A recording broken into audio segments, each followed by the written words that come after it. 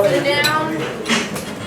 So welcome. My name's Sarah Sarlos. I'm the Interagency Fire Information Officer for the South Central Oregon Fire Management Partnership. We also call it the phone. We're down there in Lakeview. I just want to thank you all for being here tonight. We did have handouts, so there's an agenda, a map, and then today's AM update. So if you need one of those, just raise your hand, and Melissa will be able to bring one to you. But it looks like we're covered. Oh, we've got a gentleman back here in the back. Do you need all three? Yeah, sure. Okay. All right. So what we do is this map that we have up here is, I'd rather you be able to look at the map in your hand. There you go. Thank you. Good. How are you doing? Good. Okay, so to start off with, So if there is a problem, exit, oh yeah, exit, thank you, Gary. exit. Hey Gary, can you turn the music down? The music's going. Music. Oh, can't hear you. Thank you. How are you? Five exits over here. We'll get the music turned down, and how we're gonna start this out is anyone with green pants on or a uniform is going to introduce themselves and who they are, who they work for. So, and we do have a lot here, so we're going to make it quick. I'm going to start off over here to my left, and then we're going to switch over here to the right side. Good evening, everybody. I'm Richie Herod. I'm the incident commander of the Type 2 Incident Management Team here, and currently in command of the Honor Fire. Good evening, my name is Rourke Patton. I'm the Fire Management Officer for the Fremont National Forest for the winter end zone, which is basically Paisley and Silver Lake. Good evening, everybody. Brett Smith. My normal day job is I work at the Lakeview Emergency Fire Center here on Fremont National Forest. Here, I'm working as the fire behavior analyst, covering the weather and fire behavior on the fire for Team 12. Hello everyone, my name is Sam Tacchini and I'm the Assistant Fire Management Officer for the Paisley and Silver Lake Ranger Districts here. I'm Jeff Bouchard. I'm Operations Chief with PNW Team 12. I'm currently in command of the fire. Okay, and I know that we have Elena, are you back here? Back here. You remember Kit? I'm the manager. And then, how about we go to our commissioners? How about it? There you go. Ken Kestner, Lake County Commissioner. Dan Chown, Lake County Commissioner. Okay. Brad Winters, Lake County Commissioner. Barry, thank you for attending. And then, Barry, you want to start off? Barry Schulberger, Interagency Fire Staff for Fremont National Forest and Lakeview District BLM. Good evening, I'm Bob Kermrine. I am also with Fremont National Forest and Lakeview District BLM. I'm the Assistant Fire Management Officer with Barry. I don't have green on, but I'm Heidi Albertson, Fremont Range Management Specialist for Barry. Good evening, I'm Tony Engel. I'm one of the Ops Section Chiefs with Team 12. Good evening, Dustin Gustavson, Oregon Department of Forestry in Lakeview. I don't have blue on and I'm not a commissioner, but I'm already St. Louis with the Summer Lake Wildlife Area. I'm Mike Taylor, Lake County Sheriff. Sheriff Forster, District Attorney for Lake County. Good evening, my name is Mark Sula. I'm the Forest Service Law Enforcement Officer stationed out of Lakeview. I cover the Fremont side of the Fremont Mountains. Okay, that didn't take as long as I thought. So do we have everyone covered that is either speaking or needed to be recognized? Okay. So. Barry. Oh. That's fine. I'm Barry Emler. I'm the Forest Supervisor for Fremont National Forest. Thank you. So if we want to just kind of look at the agenda real quick. So the first part of this meeting is we're gonna do an overview of from the what we call initial attack, and so that'll be the first 12, 24, 48 hours ish. Then we're going to turn it over to the Type 2 management team that came in, and then they will give an operational update of what So we'll cover a little bit of the history, right, of the IA, and then we're going to transition into where we are now and what we can expect, right? So moving that into that forward look. With looking into the future, we're going to bring out the weather and the fire behavior that we're looking at possibly going to have to deal with. Just not for this fire, but red flag warnings and other things that just this area will be having. And then we're going to kind of wrap it up with law enforcement. And we're going to talk about evac levels, where we're at now with the evacuation level for Summer Lake, and an update of that. And then we'll wrap it up with any questions. So that's when we'll go into the Q&A. I know that there's a lot of good questions about this fire, and then also just kind of some overall questions about, I saw some good questions about, you know, where we're dipping out of the lake, and actually about some firefighter safety and aviation safety. So we'll be able to touch on that when we get to Q&A. So I know it's been a long day for some of you folks, or a long couple days for some of you folks. Just this morning, I knew it had been a long couple days because I brushed my teeth with my hair gel. So I was like, okay, it's time. So we're really thankful that the Type 2 team is here to take the torch and the baton and keep running. Yeah, that torch, right? So we'll go into, we'll have Boris, the Winter Rim FMO, kind of set the stage of where we were a couple days ago. So, good evening. Just wanted to start off kind of with a real quick, brief overview of what happened that very first night. I showed up on the fire right at about 4:50 or so. Already had the local fire department here on scene, kind of protecting some of the homes up there. Met with the initial attack ODF engine out of Silver Lake that was here. Pretty quickly decided that I would take on the duties as incident commander. She would kind of be the trainee for that. Started rolling into operational period there. Started getting some resources coming in. Ordered a bunch more resources to hopefully come in and give us a hand. Tied in with Keith Little pretty quickly. I know we didn't introduce Keith, but the work that they did, the local county fire departments did to save these homes, outstanding.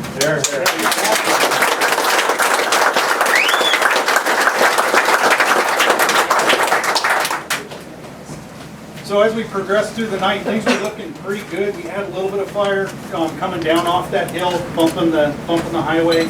Bumping the highway means it just kind of comes down and tries to cross that highway. Had some aviation resources come in, do some retardant drops. Thought we were going to paint some of those houses, but luckily we didn't. But I think that really helped on saving them. In about an hour and a half, I guesstimated it at about 500 acres. So it was moving pretty good. It really died down like it historically does here, right before the big winds do, right?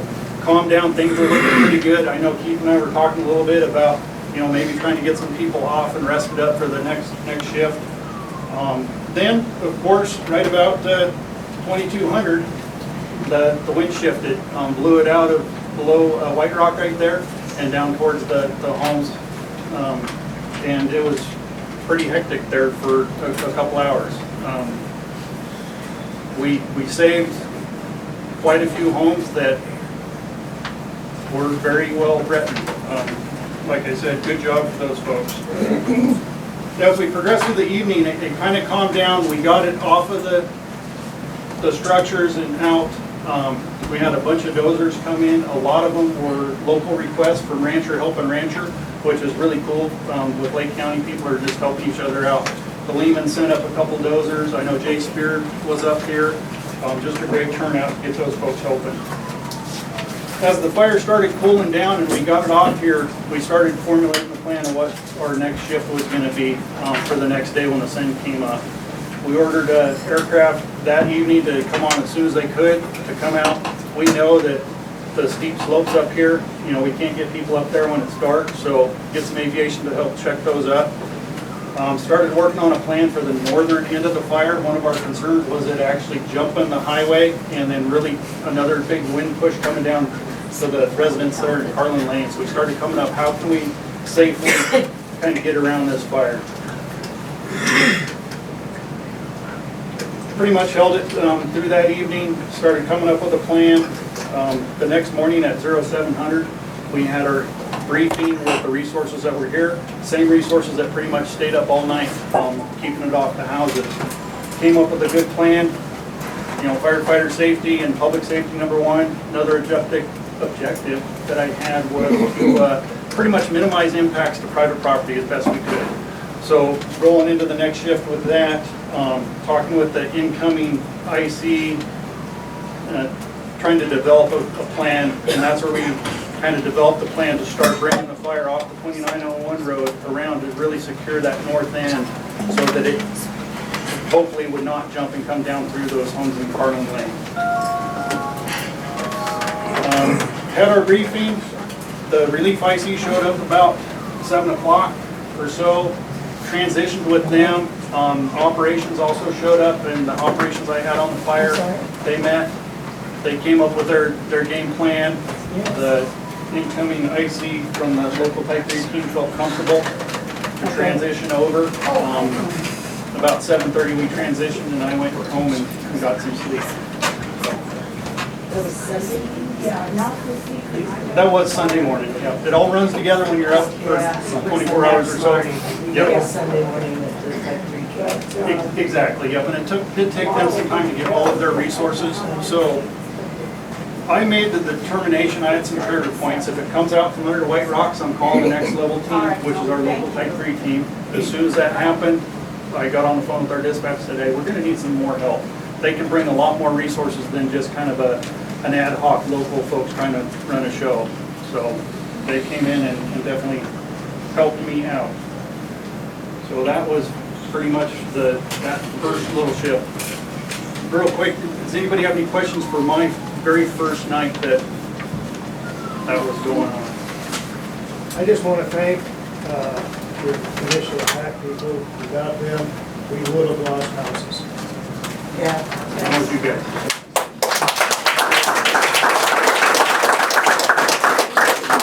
Kind of on the progression through, we'll transition to the incident commander trainee for the Type 3 team. Sam. I'm going to step over here and maybe do some waving at the map, so don't try to focus in on it too much. But for those of us who don't know, can you show us on the map where the origination was, the origination point of the fire? You want me to do that? Yeah. So the fire, from what we're telling, it's still under investigation, but came off the little chunk of private property.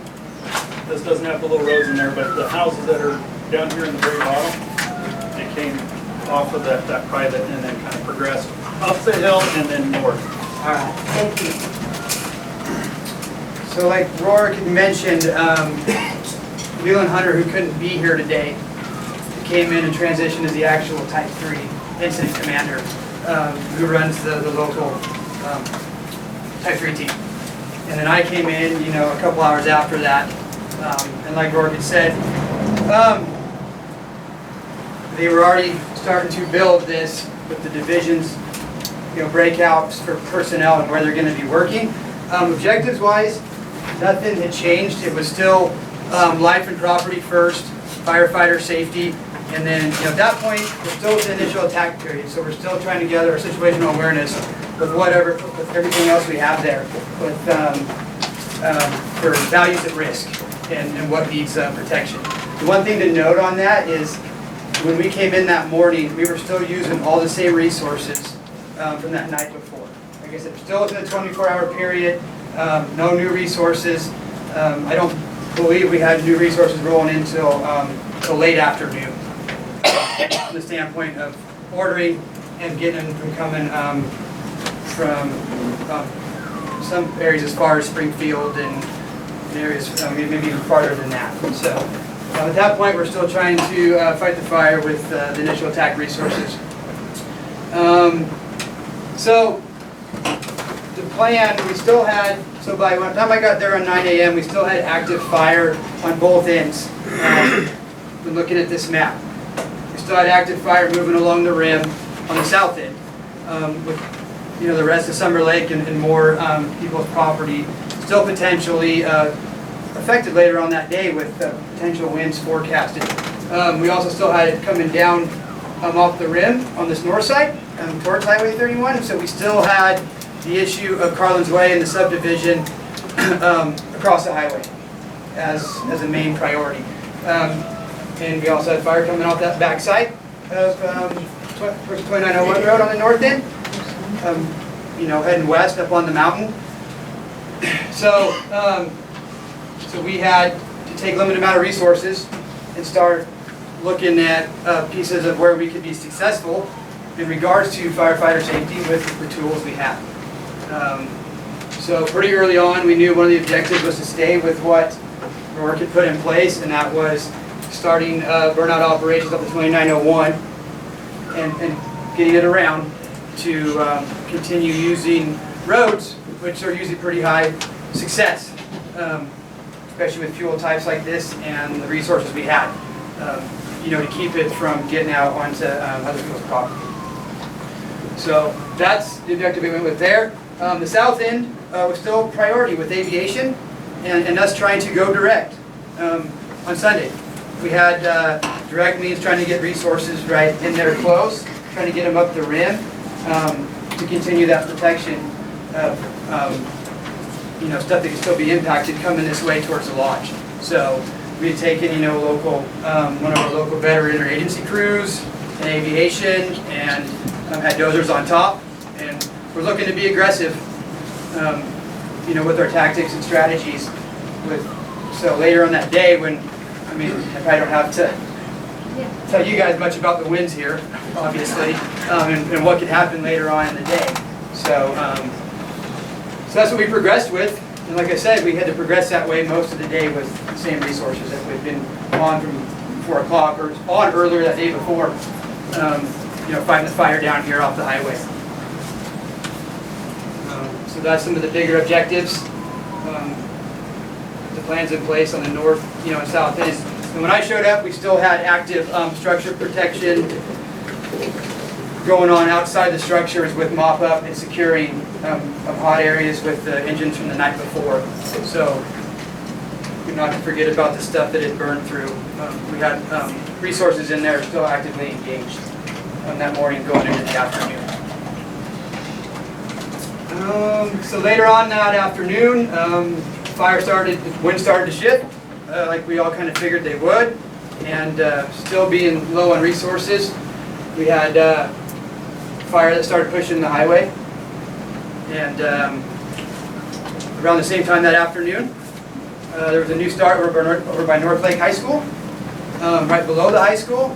So initial attack, you know, so we lost some of our aviation resources over that way, and about the same time we had fire, the main fire impact the highway, and that's where we see this part of the map from that afternoon on the side of Highway 31. So once again, nothing changed with the objectives. We still had Carlin's Way below, and we also had private property out in front to the east, some land holdings out there. And so as soon as we could get aviation back and get dozers and engines engaged, we started once again going direct as we could to protect the subdivision and really enforce what we're calling the south end of this line.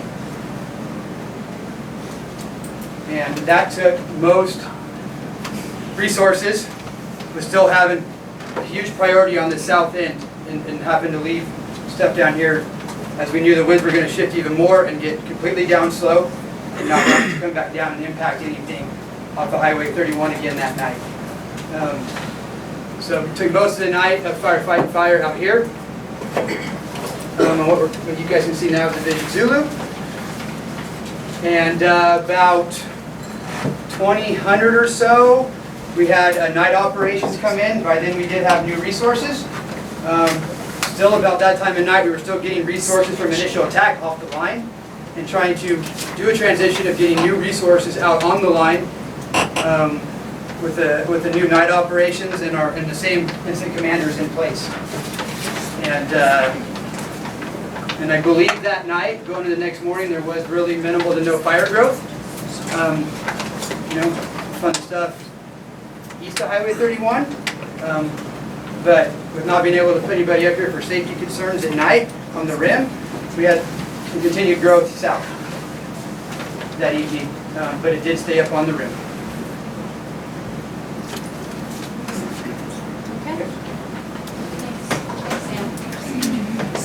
So I get one more thing. I guess so I almost forgot about the type 2 transition. Yeah. Are we through Sunday night type 2? So to back it up, I apologize on that. 8:30 a.m. that morning, I believe, my timeline might be a little bit off. Complexity analysis were done. Sunday morning? No, Sunday morning. Sunday. Yeah, Sunday morning, around 8:30 a.m. Complexity analysis were done. Were happening as we were transitioning in. And still, you know, fighting the fire to do the complexity analysis. Back to fire staff and agency administrators of, you know, the complexity needing to go to type 2. So, yeah, So early it on. went from type 3 to type 2 in an hour and a half? No, like you said, you came on at 0700, there was a briefing, resources, and it was type 3. Bob, and- I could touch on how that process and decision-making for complexity works. So the initial response, I think Rourke said very clearly, we rolled up there and there was that conversation. He took over the initial attack IC. Then he set a trigger point in which, you know, we need a team with a little bit more clout, and his trigger point was that White Rock area. If the fire progressed past that, he was going to order our structured type 3 team, which is still a local team. So when the local type 3 team got there early, both Leland and then Sam, their job also is to, it's daylight now, let's look at what we got going on this hill and just how much workload is it going to be, how complex is this fire. When you look at the communities, you look at where it is on the hill, you look at the weather, how things are going to go. They took that honest self-assessment and said, are we the right team to be managing this fire long term? They made the decision to order a type 2 team that morning. It doesn't, you do not get the type 2 team right away. In this case, we'll find out this team mobilized from Washington, a good amount of their people did. However, they made the decision that that's the right complexity level of a team to have for the Anna fire. That doesn't mean that the type 2 team took over yet. Okay? Yep. Does that You bet. answer your Thank question? you. Thank you. And then just the one other, what time was the North Lake start?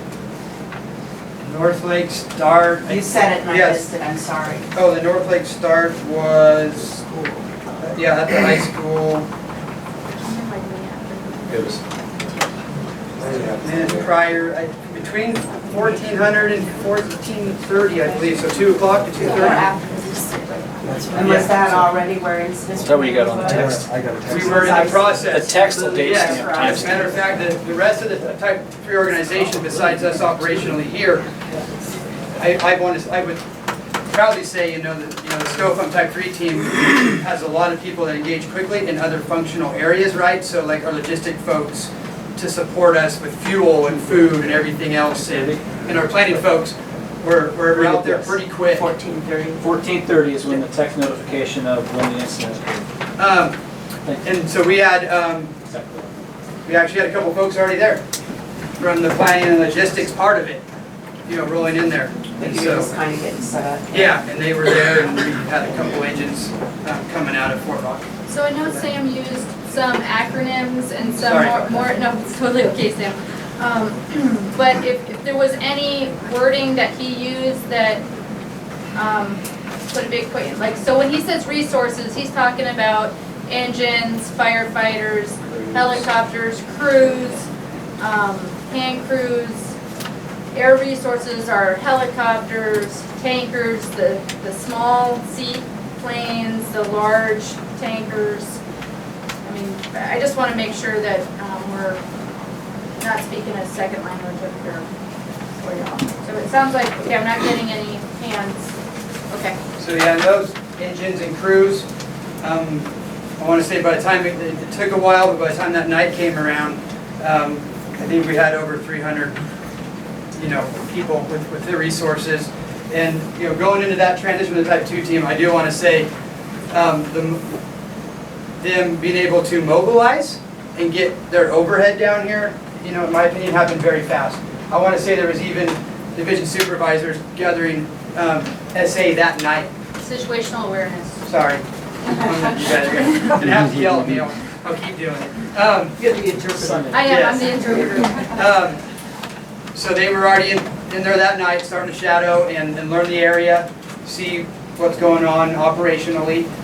The plan, you know, was for a 10 a.m. in brief the next morning, so Monday morning, my timeline's correct. And matter of fact, folks that are going to talk here shortly were in place well before that, with a lot of conversations going on way earlier than that, for them to be able to be in place that evening to transition and take over the fire. The official transfer of command was 1800? 1800. Yep. So did everyone hear that? 1800 on Yeah. Sunday? No. Monday. Monday Oh. was the Okay. transfer of command. To type 3.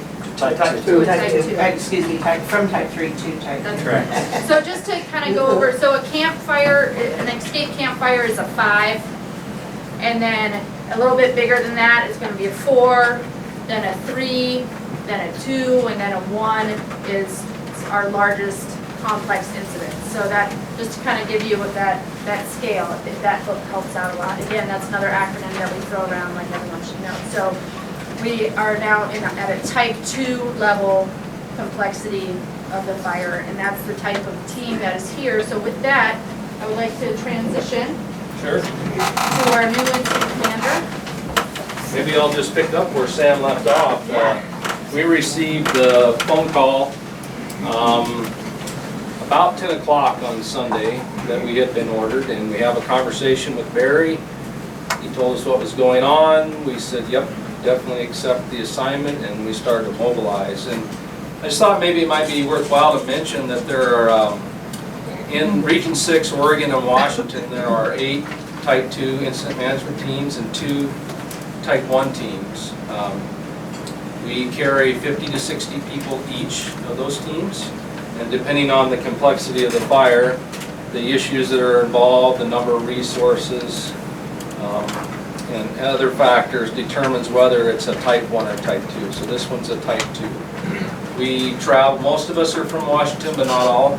All the teams now are made up of interagency individuals from everything from county rural, and with the county fire district, federal, state, all the different federal agencies that we have were mixed up of all of those agencies. We're fully interagency. And some of our folks are here from Oregon, so we're from all over. So a lot of us are from Washington. We traveled down. I arrived in Silver Lake about 8:30 that night. And we were at the school the next morning and began transitioning with the local units, BL and Forest Service and ODF. And then we accepted command, as you heard, at 6 p.m. Yesterday. So just barely had the fire day. So, one thing I really wanted to say, we've already talked about a little bit, but what was very apparent to us as a team is that the initial attack and extended attack effort on this fire, the interagency cooperation is outstanding here. Should be very proud of the work that they did. They did a good job. And so we felt like as a team that we received a very good handoff to make us successful. So I think you should be proud of that. It went very well. My folks engaged quickly and things have gone well. In just a second here, Jeff, I'm sure will tell you a little bit more about what's going on in the last 24 hours. I wanted to mention one of the things we do as we begin to take over an incident, as we begin to assess a variety of things. We had some information about the structure loss, and there was still some confusion about that. So what I wanted to share with you right now is, as of this afternoon, I think we've gotten clarity that there's only been 1 cabin and 1 outbuilding lost in this fire. So that's pretty good for the kind of fire behavior that we had. I mean, very lucky. And as I've been looking around today, this is my first chance to see there's some very good firefighting that went on in the houses. So You know, another part of our job is to make sure that we pass on information to you as best we can. And we want to thank Sarah and her staff for helping us out as we get going here. That's been very helpful, and we hope to continue to provide regular information for you during our stay. So that's an important function that we serve, and we'll continue to do our best to give you information as we have it. Yes? What's your anticipation for full containment, all God be with us? Yeah, Jeff can address what he sees at this point, so I'll let operations. The type 3 that brought in the slurry that flew the Winkleman Canyon right behind town? Yeah, most of the retardant that was flown in the last couple of days was ordered by the Type 3 team. Yeah, I've asked that before, they did a great job. They did a great job. That was one air show. So if there aren't any other quick There's questions. information on the net that there was a barn lost. Do you have any idea where that came from? So that's why I wanted to tell you about this, because it seems like that there was a little bit of confusion about a barn and an outbuilding, and added, called them two different things, but they were really only one. So that's why I wanted to try to clarify. It's one cabin, one outbuilding, and whether it's a barn or chicken coop, I couldn't tell you. And that was, we did have that in our releases, so that is messaging. That's a change. Yeah, so that's a change with just being able to get better clarification. And, you know, I definitely know that when we hear the word barn in this area, we're all thinking a barn. Well, and so there were a lot of calls actually from family members afar about what barn was lost. So apologies on that, and I'm glad that we ended up on the air of less structures than more. Unless somebody knows something we don't. So with that, I think I'm going to turn it over to Jeff Bouchard and he'll give you an operational update of where we're at and where we think we're going to be going. Okay. So last night we took the fire at 1800. We did have a night shift last night go out on the fire. Essentially their role was to just mop up and basically secure and patrol all the fire lines that have been put in place by the Type 3 team, all the stuff up around the 2901 and the slop over across 31. Essentially all we did was just monitor that, make sure it wasn't going anywhere, and make sure that that was all in good shape. As of this morning, you know, we were into full operations, fully staffed, and I'll kind of tell you division by division how we have it broken out and what was going on in there. So in Division Alpha, which is the 2901 here, essentially all of this was good fire line all the way up through here, mostly using the road, a little bit of dozer line, and those resources that were up in there were essentially just mopping up and you know, putting out those smokes that were a threat to the containment line. Same thing in this area of Bravo. This was a little bit hotter, and they just spent some more time mopping up and securing in there. Doing really good work today. And then coming off this side, back down into the draws up here behind the general store, was a little bit more difficult country.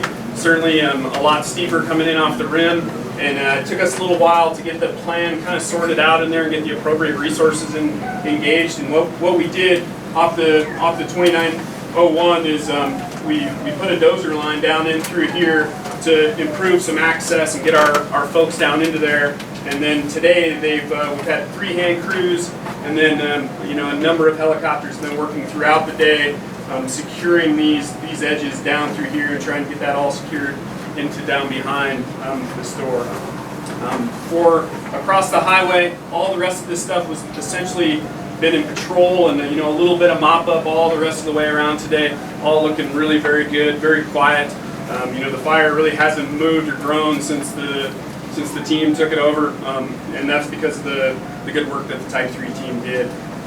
You know, projecting out to the future, what we're looking at here is we expect in the next 72 hours to have met all of our suppression objectives and pretty much wrap things up from a team standpoint and turn it back to the local unit is kind of where we're headed at this point in time. So I'm just going to step in again as a translator. So the objectives that you talk about in 72 hours, so are we looking at 100% containment?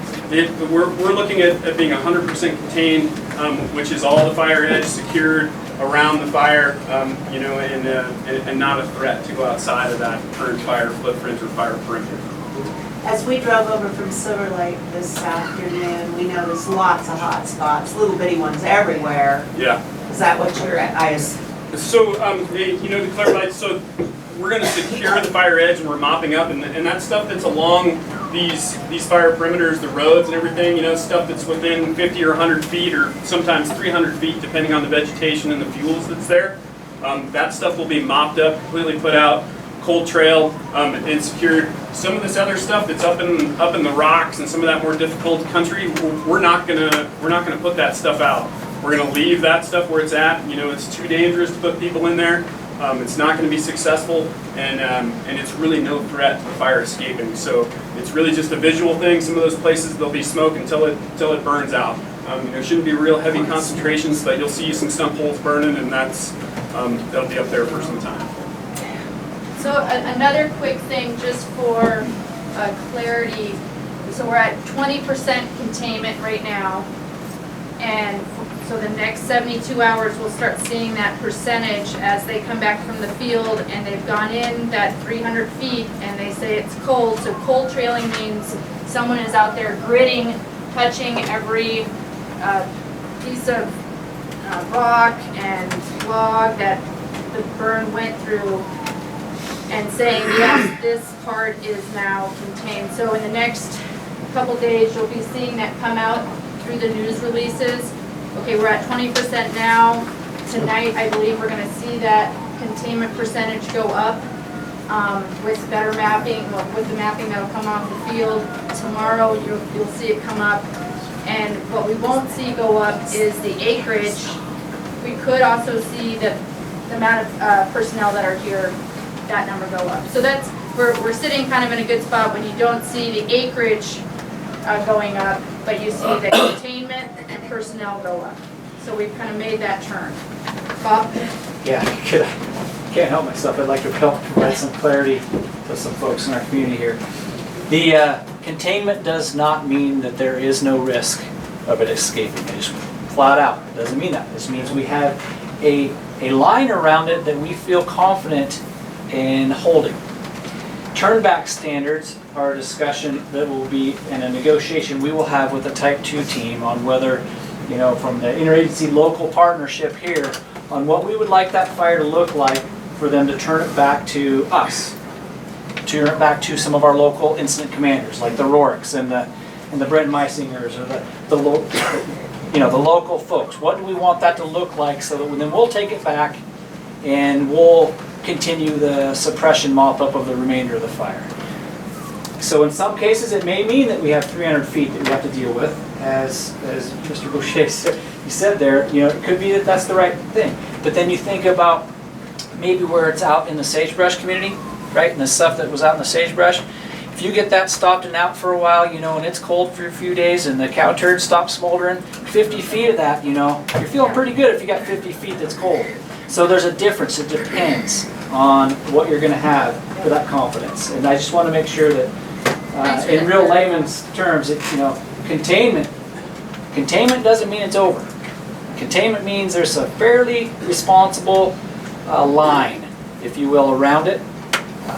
By no means are we out of the woods. You can still have a problem. Oh, I think that's really helpful. Okay. Thank you, Bob. Okay. Speaking of lines, how strong is your line going to the west? I live on the other side of I live west of the line.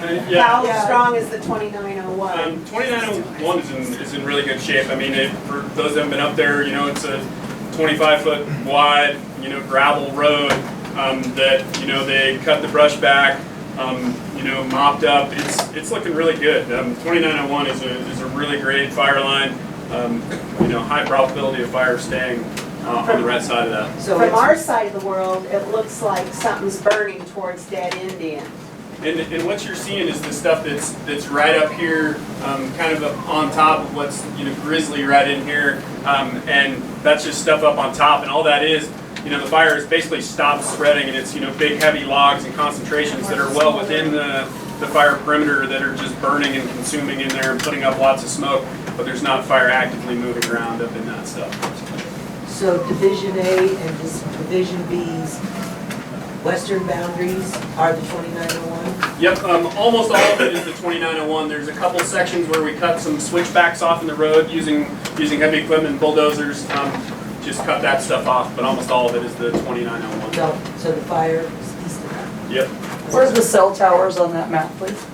Cell towers are Dead Indian.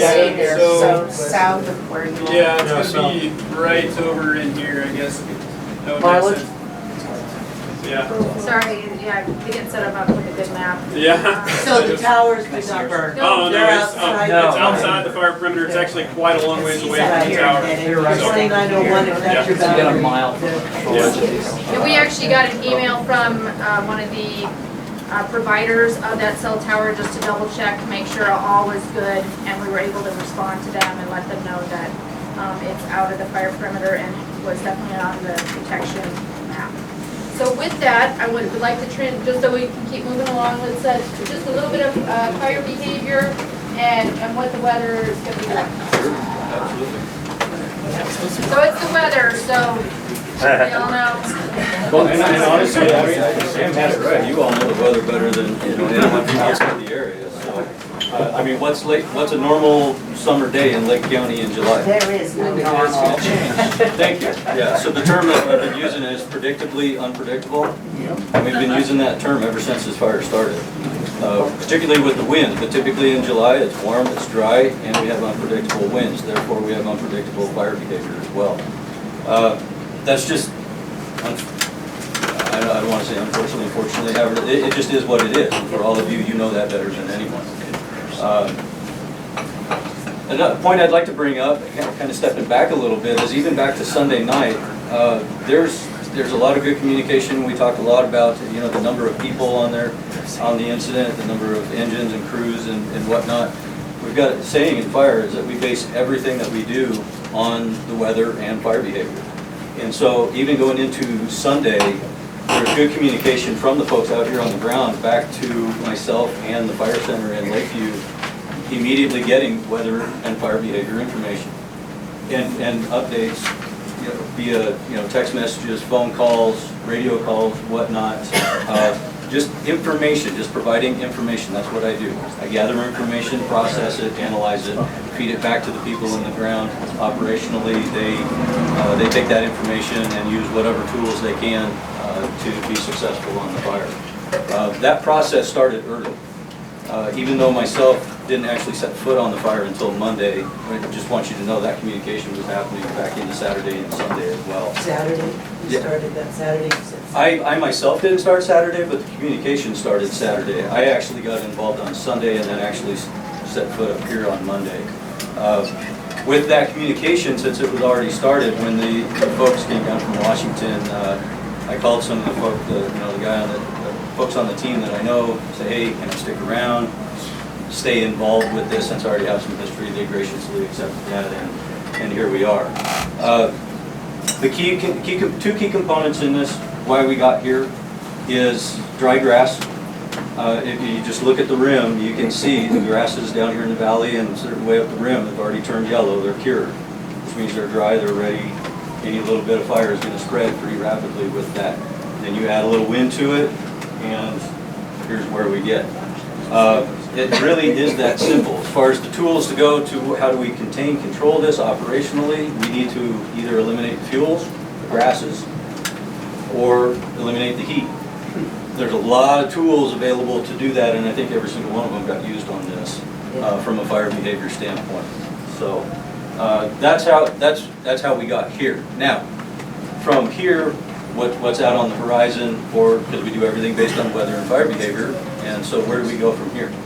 A lot of the fuels have been eliminated, and a lot of the heat has been eliminated. So currently, like it's been mentioned before, it's mostly just smoldering. Stump holes, root wads, logs, away from the fire line. Again, those fuels have been eliminated. So there is still fire behavior, there is still fire activity going on. It's mostly inside the fire lines, and it's lazy smoke, white smoke, not the black smoke. It's very sad. But that, like has been mentioned, that should continue for quite a while because the weather According to the forecast office, hot, dry, and we didn't have much afternoon wind today. That very, very much helped the crews that were out there working today. Humidity's a little bit higher. For those of you that watched that, the relative humidities in the air barely got below 30%. And anything above 30%, the grasses won't hardly burn, even in the middle of the day. So that weather greatly helped the crews today. Tomorrow gets a little warmer, a little drier. We kind of lose that advantage a little bit. But because of the fuels and the heat being eliminated from a lot of the perimeter, then maybe it it won't give the fire a chance to start up or build any kind of momentum again. Yeah. Did any of your people, not you, but your predecessors get any photographs of the fire nados on Saturday afternoon? Yeah. Fireworks. Oh, okay. Right near the point of ignition, and as it came north, there were a number of them at the bottom of the rim that seemed to go all the way to the top. They were impressive, to say the least. I don't doubt that at all. And we've actually seen, we've seen a couple just here in the last couple of days. Most of them are picking up ash and dirt. Right. Not so much smoke and fire like on Saturday night. It's a black tornado going along. During the burnout, was it started too late in the day? Because it got away and burned halfway across the country to the east. I'm not an expert, but it seemed to me you start in the morning when you have air facilities available, instead of starting later in the day. The fire gets away, that nobody can fight it because it's dark. I have to defer on that. Yeah. And we have, I wasn't there. I know. So when I transitioned with the team, the plan was to burn. That was their first mission, is they started that up on 2901 road. So they did start early in the morning and started coming down. It just takes some time to get all the way kind of around that corner. The fire beat us to that little point where it came across. Yeah, I'm just So saying. wait, so does that make sense to you that the If fire? you're pulling the cork out of the bottle, you better be ready, is what I'm saying. Yeah. And I think the decision was too late in the day. So, but what I just heard him say is that the fire beat the burn out. Did you hear that as well? Okay. Well, All we could see was smoke. Exactly, and those guys were doing everything they could to get all the way around ahead of it and use the Highway 31 there. Right. As they came down 2901, the wind, of course, came up, pushed the actual fire down off that hill across the road and out into the BLM ground. And then they quickly shifted and went after that to keep it out of those homes. It really put quick. them all in the bad spot because they couldn't use air support because it was dark. That's just an observation from standing watching from 2 miles away. Actually, it was because it was at North Lake School at 2 o'clock. Yeah. so we're gonna, and I don't wanna kinda get down into let's just kinda keep chugging along. We're gonna hear about the weather, and then we're gonna have, we'll talk about the evacuation. Yeah, sorry, I and then didn't mean to distract. No, that's, well, all that's of That's, interest. the meeting is for you folks, so I just wanna be time management wise.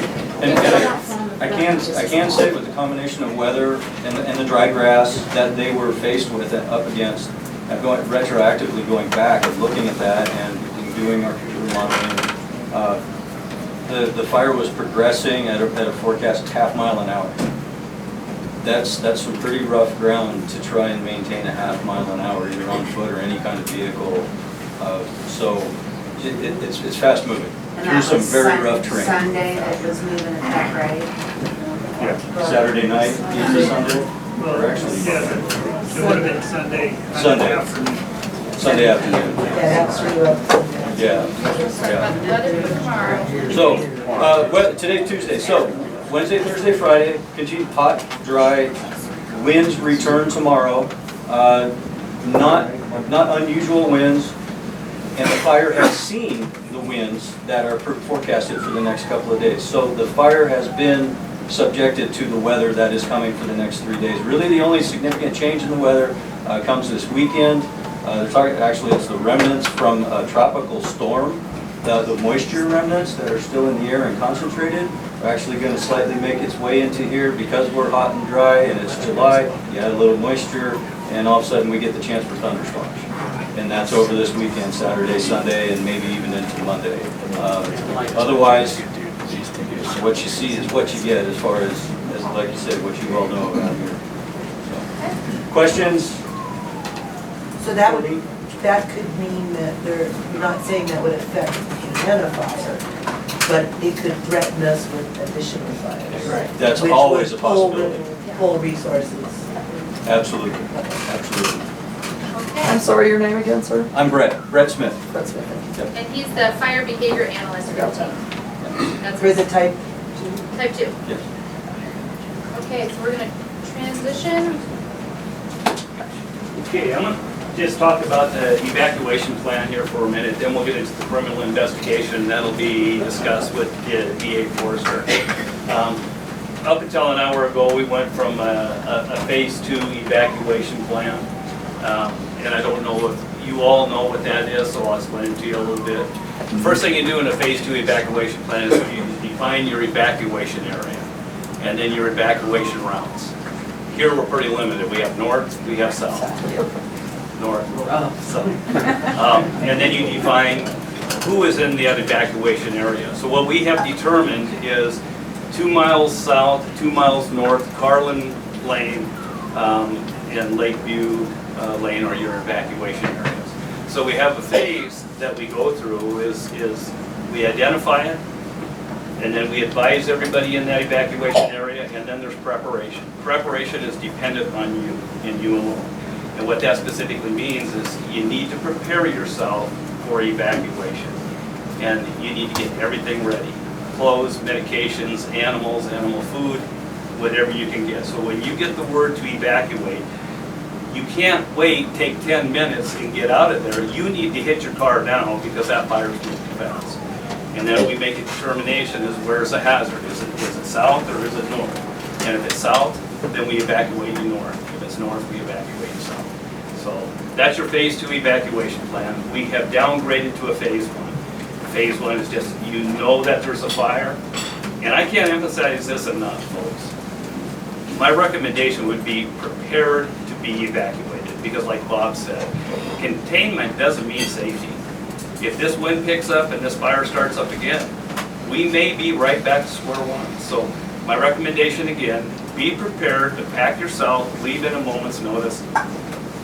And if I was you, I would contact family or relatives south and family and relatives north. Let them know that we may be coming, depending on where the fire goes. Because if we evacuate north and you've only contacted people north, it's not going to do you any good going south. So basically, that is what we've done right now. We're in evacuation phase 1. That's just preparation, or that's just notification. Be prepared to go. So if it gets worse, you're ready to go. Does anybody have any questions on that? And if you don't, we'll go into the investigative phase of the fire. It's a real quick question, Sheriff Taylor, I'm sorry. No. Is there any kind of, anybody keeping any sort of resource list? I've let friends in this area know that I'll haul for them if they need. Is there any kind of a resource list being kept for people who need to evacuate horses, cows, whatever? Well, There were some people in Paisley that were working on that for the Summer Lake area people. They had places for horses and dogs. And Okay, I'm they north. had hay and Yeah. they had resources to take care of animals and stuff in Summer Lake. but if it gets to that point, You're not gonna be coming we into have the to be area. realistic about it. And we love our animals. But when it comes to an animal life compared to a human life, the human life has got to prevail. So don't do things that may risk your safety to save an animal, please. So if you have animals, you need to move them. I would recommend moving sooner than later, and take care of yourselves first. That's what I'm saying, that was right, sooner than later. And I'm sure anybody in Silver Lake, if you had stuff in a horse trailer and you said, I need to put these horses somewhere, they'd gladly help you put them somewhere. So the 1, 2, 3 is the 3 levels, and an easy way for me to deal with, to explain it, is ready, set, go. And so we were in that set phase, to be set, to be ready to go, but to be prepared. Phase 1. And set. Thank you. Yep, and so now we are moving, we're down, correct, Sheriff? We are now moving to a level 1. Level 1. Okay. Right. Which is ready, and we all know that there's a fire out there, so just for clarity. So I have a question. So with that, and I don't know if this is strictly all law enforcement or if it also comes with the team, but, and you said we've changed, but I was surprised to read on the July 11th wildfire update that we were at a level 2 evacuation notice. So that change just happened. Right, I understand that. But how does that information get out if you don't read this, and then you just told us that we're at a level 1? We specifically went door to door. We had deputies, we had troopers going down Garland Lane 2 miles south, and we went door to door and notified everybody who was available. In the evac area, In the not evac everybody, area. just in the evac And area. now that it's going from a 2 to a 1, and we just found that out an hour ago, there is gonna be a PM update that will be posted around town. So the same thing that you're holding on to right now, there'll be a PM update, because we've been doing one in the morning and one in the afternoon, or evening. So this new information that we just got, this good new information that we're going from a 2 to a 1, will be in that PM update. And it'll be hung around town. So does that, share to the media, does that answer your question? Thank you. Anybody else? Okay, DA Forster will give you an update on the investigation. So what we know, it is still under investigation. However, on Sunday, I was notified that we had the fire here. I called in the state police arson investigator. He came over from Roseburg. He's been out there since Sunday evening. And arson investigation indicates to everybody that, wow, there's going to be criminal charges, and it doesn't necessarily mean that. Again, it is still under investigation. What we do know at this point is, unfortunately, it was started by man. It was started, there was a celebration, a party, just north of here, at a residence. It appears that there was a lot of alcohol involved. Guys were out there and they were shooting tannerite. Tannerite. There was an explosion that set this fire. It is what it is. And it was a big one. Yes, I believe it probably was. I wasn't there, and I don't think any of the rest of us were. So that is what caused it. There's a lot of evidence out there that they were shooting tannerite. We have gathered all that evidence. We do have that. The question is that in order for it to be criminal, there has to be intent to burn other people's and destroy other person's property. And I don't believe that there was intent for the heavy-duty arson crimes. Arson requires intent. There is a charge of reckless burning. When you are so stupid that you get out there and you do this when it's so dry out there, I think I can make it analogous to fireworks. When it's that hot out there and you're shooting fireworks out there, and we think of the big fireworks that are illegal, that go off when it's this dry. But the thing about it is, folks, tannerite isn't illegal. It's legal to get out there and shoot tannerite and watch it go off. That's fun stuff. In some areas. In some areas, but he was on private property. No water. Pardon? Yeah. Yes, and so we're still working on it. I'm in contact, talking daily with the U.S. Attorney's Office. And we talked again this afternoon right before I came out here. What I clearly have is reckless burning. It fits in reckless burning. Stupid behavior, reckless behavior. Those are misdemeanor charges. What we are still investigating is who actually fired the shot that caused the fire. There were a couple of people out there that it appears that were shooting. The landowner is clearly saying, not me, wasn't me. Another guy kind of says, yeah, maybe it was me. And another guy, we only have his first name. So that part of this is all still under investigation. So that's where we are on this. We're still working on it, but we do have the evidence that that is what caused it. Those people were out there shooting tannerite. So as soon as we have an update, we will let you know. Yes, ma'am. So are they liable for damages? They would be. And that's where the U.S. Attorney's Office will probably come in and start looking for somebody for millions and millions and millions of dollars. But I will tell you, it's like anything else, you can't get blood out of a turnip. So, who wants to go first? And last year's fires are pretty fresh in memory, and there was concern that those were arson sets, the ones all along Highway 31 and at Paisley, and Sarah and I chatted yesterday. Did Sheriff, I don't know who to direct it to, who would know, did anything come of that investigation last summer when all those fires were set? Yes, there has not been an arrest. We have a suspect identified. We don't have probable cause at this point to make an arrest. There were some, and I'll be perfectly honest with you, you get so many agencies involved in an investigation, you have too many people doing too many things. And that is exactly what happened. We had somebody come pick up the evidence, hand it to us, says, I'm on vacation, I'm out of here, here you go. Well, what in the world are you doing? That damaged the investigation substantially. Although, doesn't mean that we can't put it back together. We do have a person identified. We don't have probable cause at this point to make an arrest.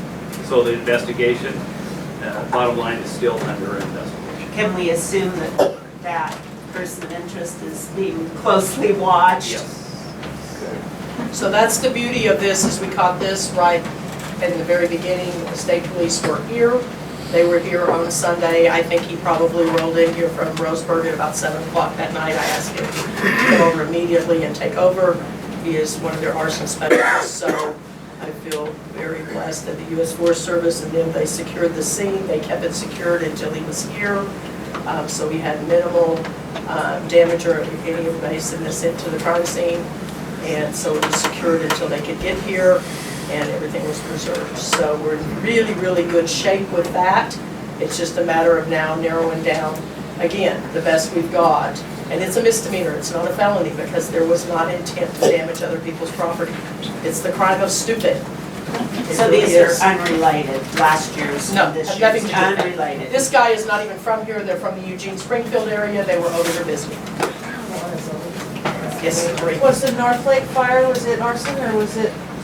I don't even know, Started by the nobody school? ever even gave me any information on that, I don't know anything. Transform. Oh, okay. Okay, so, okay, yes ma'am. You made the comment that the U.S. District Attorney would go after millions, but can't get blood out of a tournament.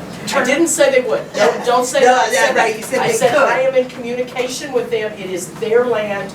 Most of this is federal land that has been damaged, and they may But- choose to go after them civilly for damages, that's what I said. I What did not about say private property? If we want to go after that person, do we have to? You would go after them civilly.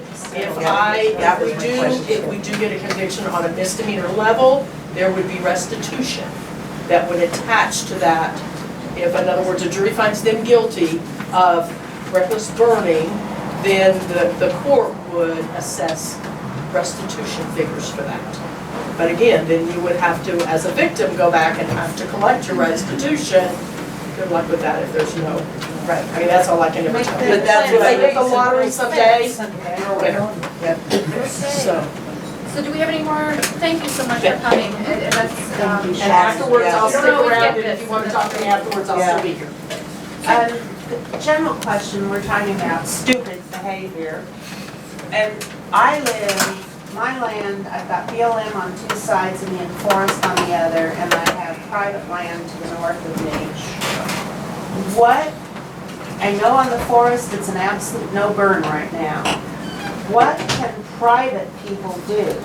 I'm concerned about some of the behavior in my neighborhood.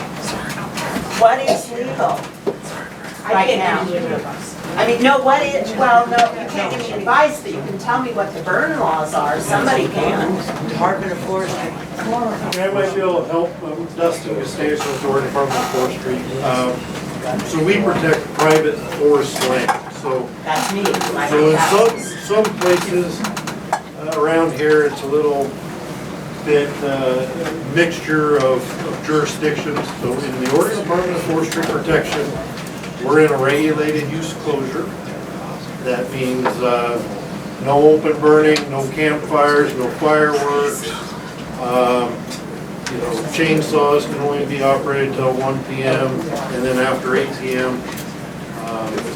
ATV should be out right around unless they're part of ranching or something like that. In other areas, there's private land that doesn't fall under our jurisdiction, that may fall under Silver Lake Rural, it may fall under Paisley or some other fire department, they have regulations.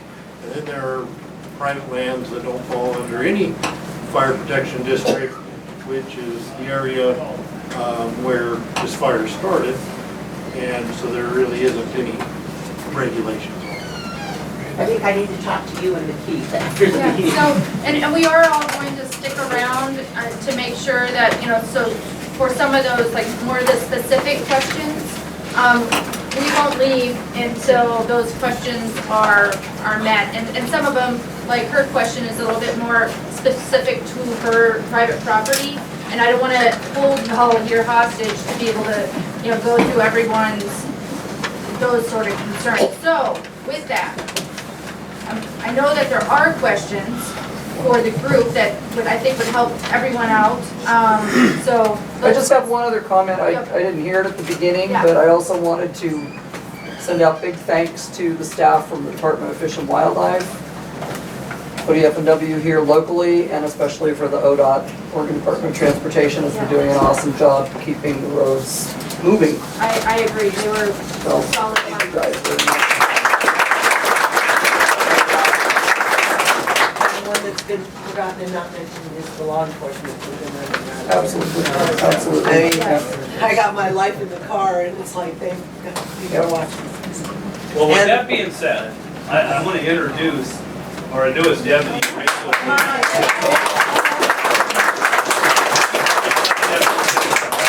Of the fire.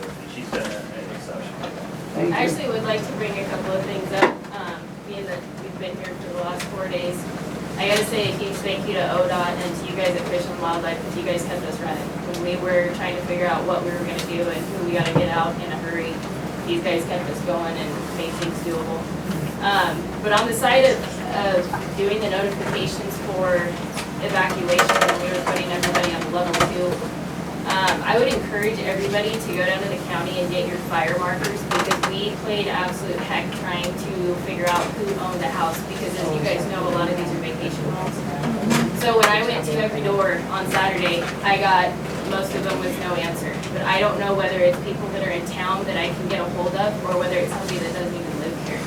So I would encourage you guys to get address markers so that we can call our dispatch, find out who owns the house, and that way we can at least contact somebody. Are those just our the Homeland Security thingy about There's these a like? white, there's Yeah, security, okay. there's two, there's a The white ones that six burned up six. in the fire. Yeah. That would make our job a lot easier, because as law enforcement, we're making choices to make sure everybody's safe, and it's a little stressful when you're running around houses and you don't know who lives there, and if they're in town, or if they're not here, or whatever. I have a question. Say you go to the house and you hear animals in there. And I know you said earlier that humans come first, but if you do go to a house and there's animals in there, would you go in and grab the animals, or would somebody? What's our policy on that? If we're evacuating and there's an animal in the house, we'll force entry, let the animal out, the animal's on its own. We gotta keep going. An animal's gonna find safety, trust me. I just needed to know. Yeah, no, that's, and I did run into that. I came to 2 houses and there's fire burning on the hill and there's dogs in the house. So, I mean, if it would have been me on Saturday and we had to go, I would have kicked the door open and then just let them. Is there no reverse 911 system in Lake County? No. What's that? And the reason that we have so many problems is because of cell phones. They can't track cell phones. If There's you have a hardline, sign up. Yeah, You could sign up through it. If you can sign up through a CAD system, but you probably don't have a working CAD system. Yeah. We do. You do have a CAD system. We've got one forming here already. It's just that we have a lot of people having. And so what reverse 911 does is it will call you and tell you to evacuate. And you can sign up through yourself. We're working on with the commissioners and search and rescue and Oregon Emergency Management. It's called I can't remember what it's called, a one-step notification, where you can pick your areas and all you have to do is punch a button. If you have a hardline, cell phone, computer, whatever the case is, you hit that button, it'll notify everybody that in that area one way or another. Now that's not in place yet, but it's something that we're working on. When do you have any anticipated date, or it's in the?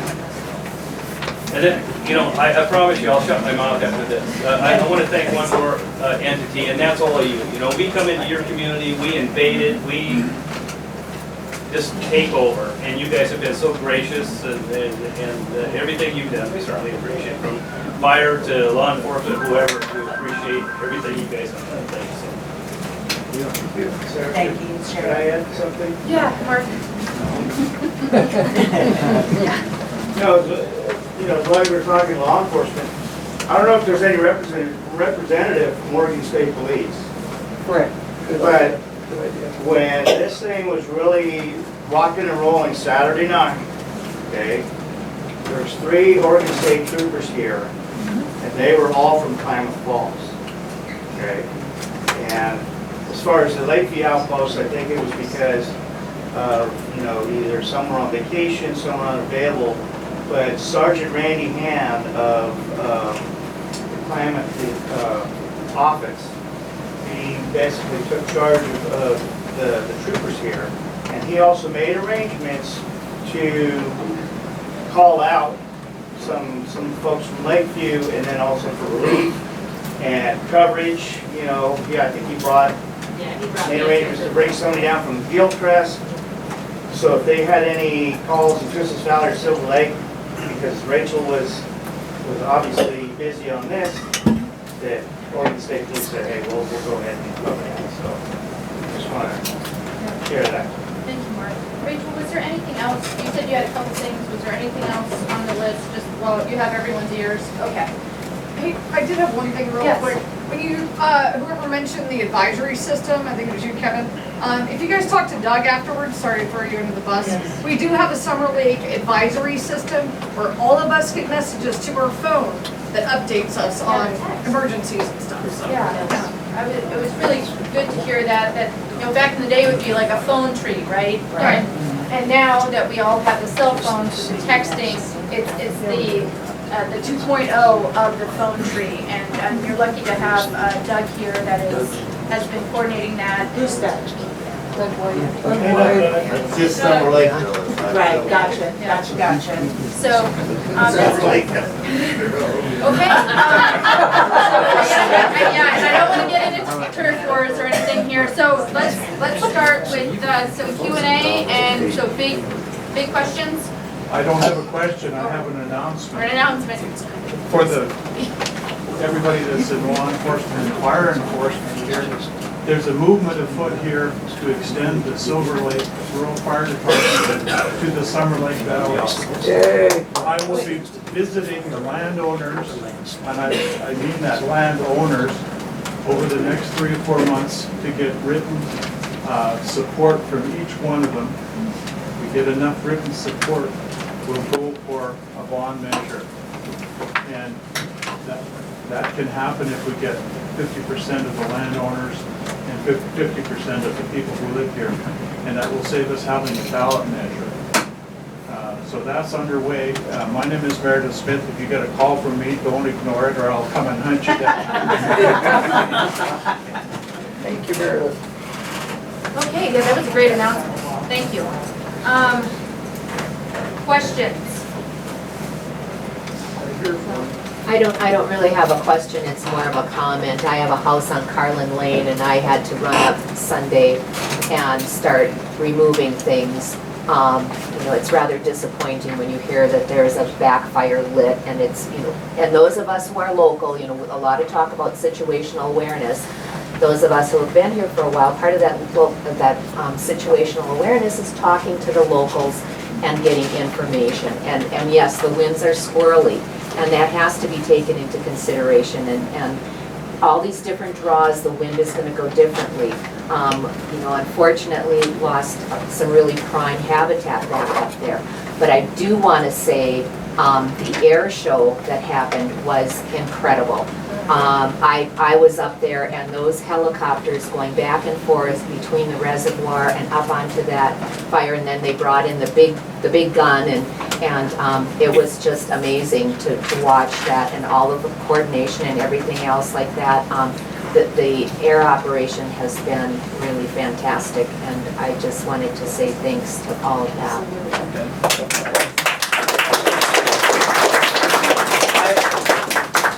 I would like to expand a little bit on the point. With that, and Bob, why don't you expand, and then we'll wrap it up.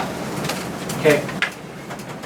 One thing that no doubt is very impactful to a lot of people and comes with a lot of controversy is backfiring or blackout, burning a black line. And it absolutely, fighting fire with fire is a tool that's needed at times. And what I heard, saw, and talked to some firefighters that were out there about that is, in their heart, they felt and they knew that with the winds that come off of that hill, that it was going to eventually burn and get through at a head of steam towards the highway. The sole reason why Sam and Rourke and people that day that are local, that know the weather and know these fuels, made the decision already to think about doing a burnout operation was to try to take it on our terms to put the fire in there before the fire got there. However, the fire did beat them there. They were trying to do that burnout, secure it, starting early, progressing slowly and safely. They still did not make it in time. And the main fire is what jumped that road at a very inopportune time when the aircraft were lost. When we got them back in spades. And they went and did a lot of work out there on that land, on that playa, on that head there. The decision's not taken lightly because it can be controversial, can be very impactful. But when they don't see a better alternative, one that can be deployed more traditional with a dozer line and water and get it set up and in time and in place, sometimes you're forced, no matter what time of day it is, if that's your last best option, you're going to try it. I commend them for trying it.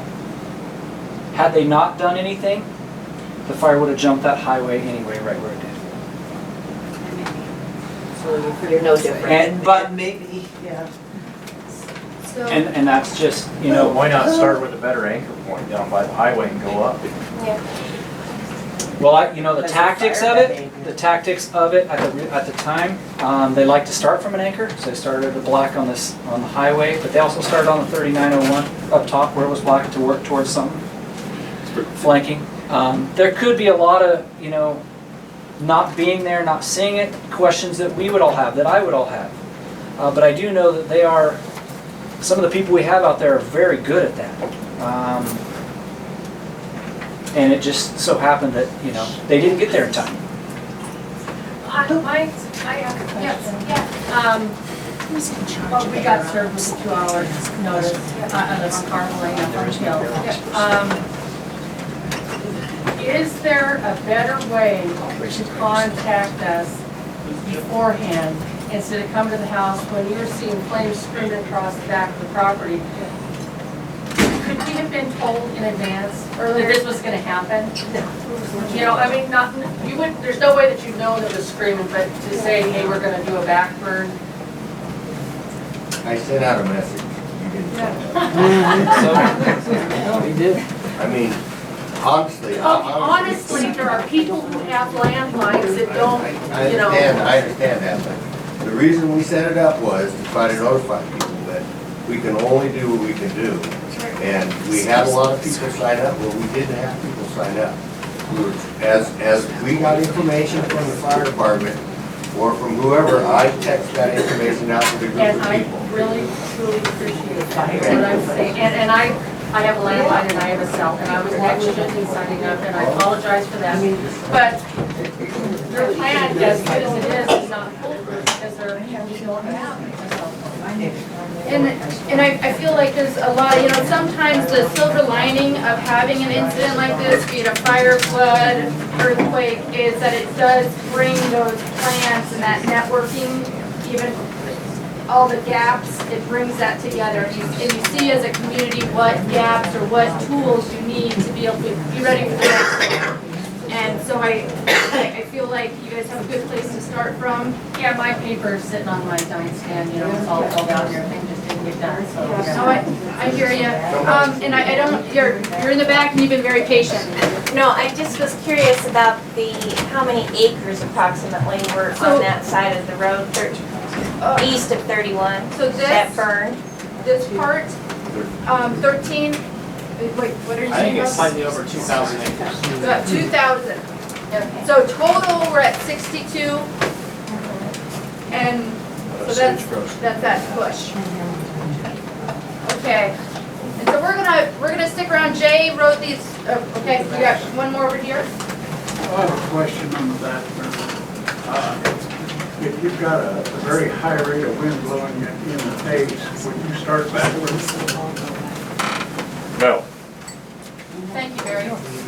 If you don't have any success, and it wasn't blowing in their face, and just to answer Mr. Lehman's question about why we didn't start from the bottom, it's very hard to control fire going uphill because it's outflanking you. So that's why we brought it down from the top, and unfortunately that fire was side flanking too.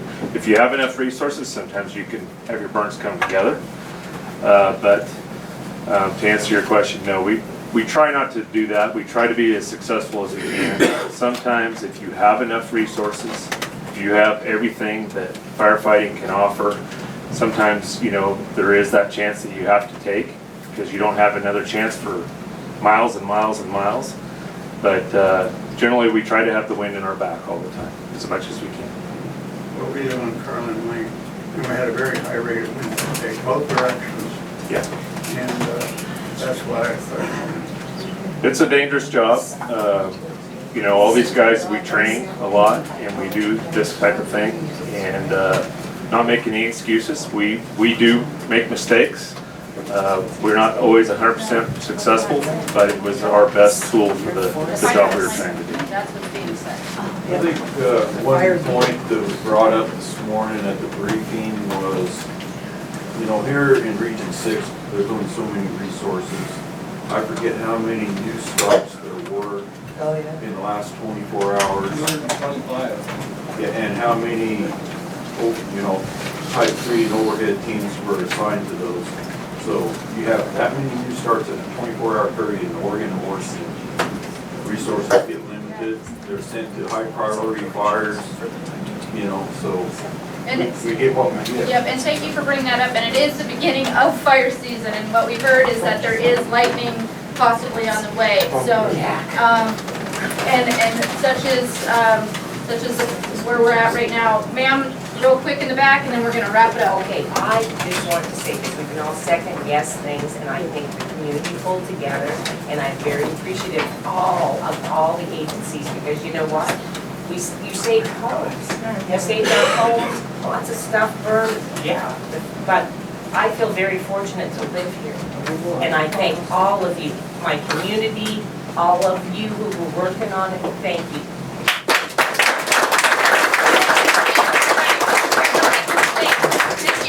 Do you anticipate any more meetings? We will be hanging out here.